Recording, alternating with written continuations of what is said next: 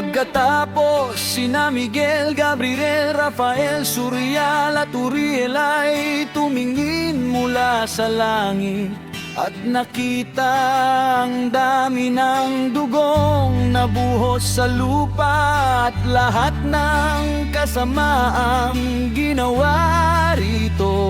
At nag-usap sila, ito ang tinig ng kanilang mga daing.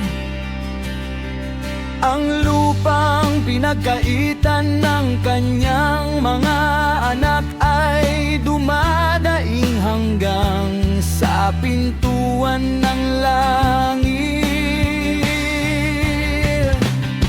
At ngayon sa inyo mga banal sa langit, ang mga kaluluwa ng mga tao ay nagrereklamo na sinasabi, ipaglaban ninyo kami sa kataas-taasan. Pagkatapos ay sinabi nila sa kanilang alaya, ang hari, ikaw ay alaya ng mga alaya. Oh, bayahawawa ng mga alaya. Hari ng mga hari, ang trono ng iyong kaluwalhatian ay magpakailanman.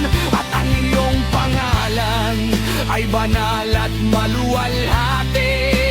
Magpakailanman ikaw ay pinagpala at niluluwalhati.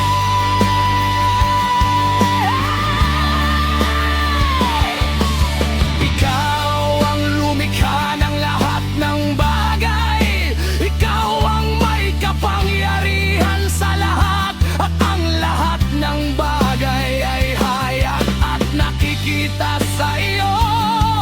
Nakikita mo ang lahat at walang maitatago sa iyo. Nakita mo ang ginawa ni Adzaisiel, kung paano niya itinuro ang bawat uri ng kasamaan sa lupa at inihayag sa mundo ang lahat ng lihim na bagay na ginagawa sa langit.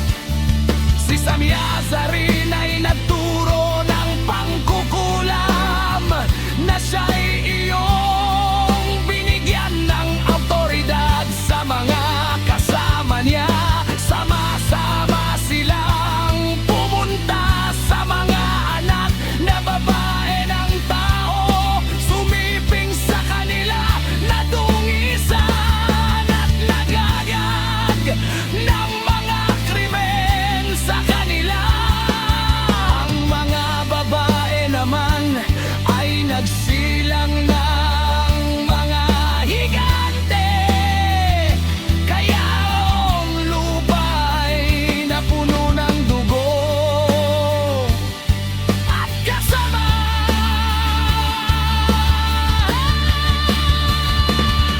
At gayon, narito ang mga kaluluwa ng mga patay ay sumisigaw at dumadaing hanggang sa pintuan ng langit.